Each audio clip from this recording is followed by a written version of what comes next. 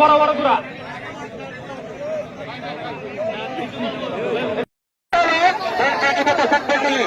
সম্মানিত দর্শক মন্ডলী, আজকের এই অনুষ্ঠানের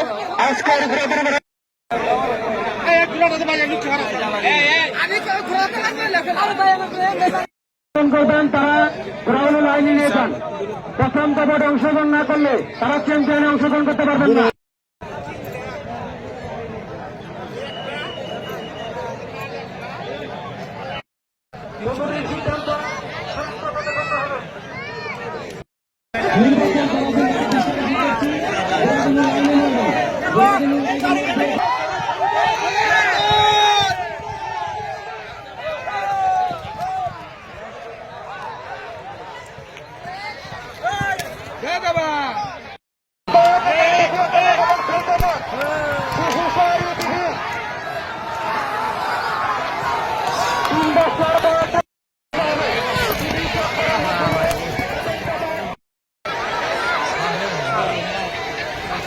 जोर दी खेलते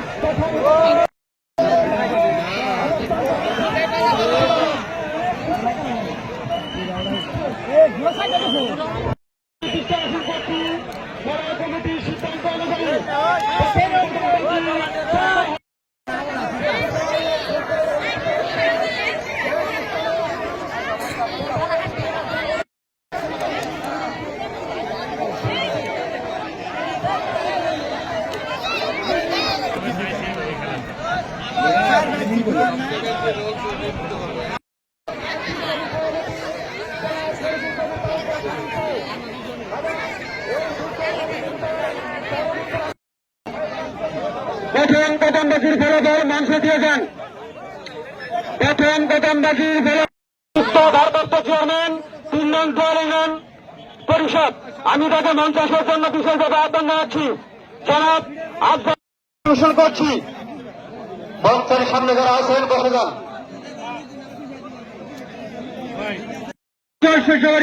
আব্দুল খালেক মাদারগঞ্জ এই ৭টি ঘোড়া দ্বিতীয় কদমবাজিতে অংশগ্রহণ করবেন।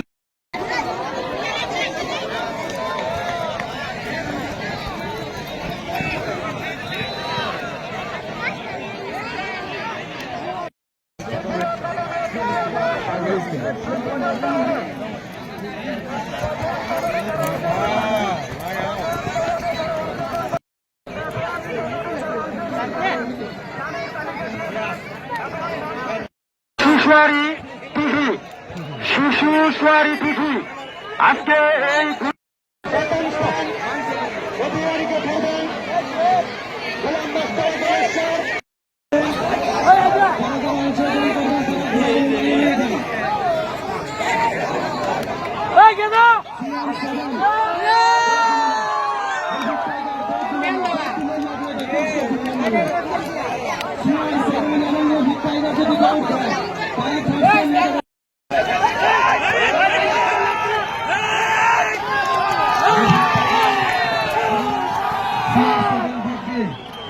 কমিটির সিদ্ধান্ত অনুযায়ী দ্বিতীয় স্থান নির্ধারণকে আমরা ধরেছি।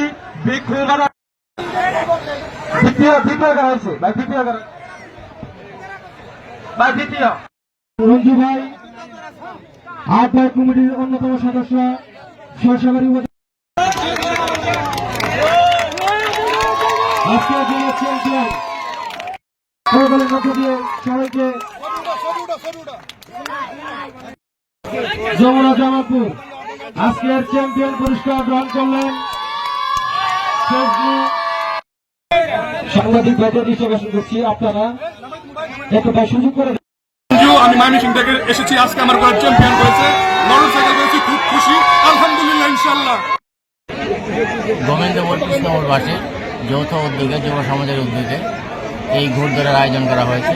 এই ঘোড়দৌড়ের মূল উদ্দেশ্য হল ইদানিং যুব সমাজ বিভিন্ন ধরনের নেশা, মাদক, অন্যান্য কর্মকাণ্ডে, নেগেটিভ কর্মকাণ্ডে অংশগ্রহণ করে তারা মোবাইলে অনেক বেশি আসক্ত।